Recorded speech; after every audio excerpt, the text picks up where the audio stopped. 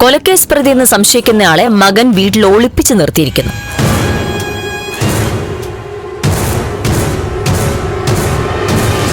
ഒരു ജനകീയ MLA ആയ ആള് അതിന് കൂട്ടുനിൽക്കുക. കഷ്ടമാണല്ലോ സിദ്ധാർത്ഥൻ സാർ താങ്കളുടെ സാമൂഹിക ബോധം. ദേവിക കുറ്റക്കാരിയല്ല. അത് തീരുമാനിക്കേണ്ടത് താങ്കളല്ല.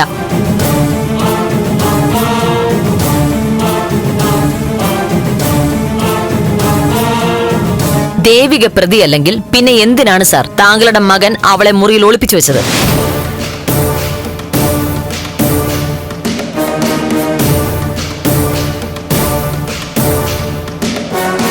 പിന്നെ ഒരു വനിതാ IPS ഉദ്യോഗസ്ഥയെ സഹായിക്കാൻ മറ്റൊരു വനിത ഉണ്ടായിരുന്നുള്ളതുകൊണ്ട് എനിക്ക് ദേവിയെ കണ്ടെത്താൻ പറ്റി.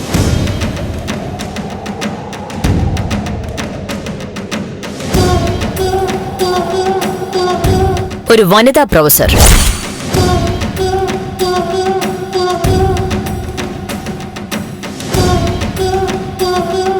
പ്രഭാവതി മാഡം, ദേവിക ഇവിടെയുണ്ടെന്ന് വിളിച്ചറിയിച്ചതിന് പ്രത്യേക നന്ദി.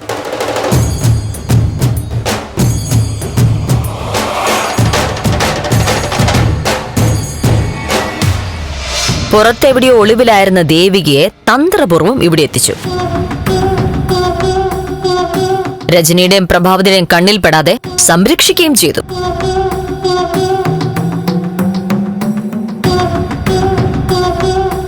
പക്ഷെ രഹസ്യങ്ങളെല്ലാം പൊളിഞ്ഞു പോയല്ലോ സർ. സ്ത്രീകളുടെ നിരീക്ഷണ ശക്തിയെ വില കുറച്ച് കാണരുത് സർ.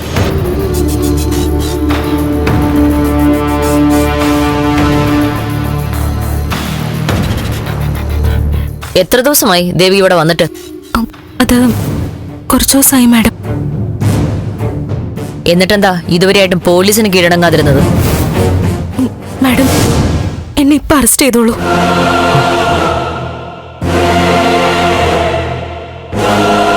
ഇപ്പൊ അറസ്റ്റ് ചെയ്യാൻ എനിക്ക് നിന്റെ സമ്മതം ആവശ്യമില്ല. അത് ഞാൻ ചെയ്യുന്നുണ്ട്.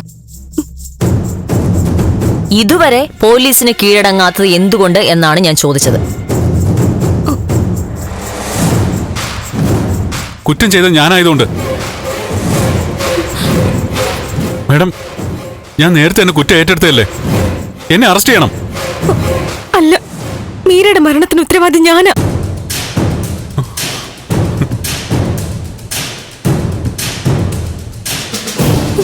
എന്നെ അറസ്റ്റ് ചെയ്യണം. ഇന്ന് വൈകുന്നേരത്തിന് മുൻപേ യഥാർത്ഥ പ്രതിയെ എനിക്ക് കോടതിയിൽ ഹാജരാക്കിയേ പറ്റൂ. നിങ്ങളിങ്ങനെ തർക്കിച്ചോണ്ടിരുന്ന ഞാൻ പിന്നെ എന്താ ചെയ്യാ? രണ്ടിനെയും പിടിച്ച് അറസ്റ്റ് ചെയ്ത് ജയിലിടണം മേഡം. അങ്ങനെ അറസ്റ്റ് ചെയ്യാൻ പറ്റില്ലല്ലോ സാർ.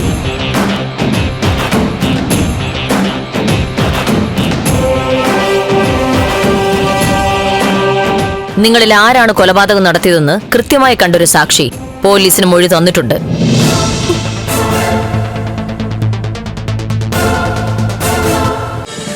ഫ്ലവേഴ്സ് ഒരുക്കുന്ന കാഴ്ച വസന്തം യൂട്യൂബിൽ പ്രേക്ഷകർക്ക് ലൈവായി കാണാം. ഫ്ലവേഴ്സ് കോമഡിയിൽ ജോയിൻ ചെയ്യൂ, ആസ്വദിക്കൂ.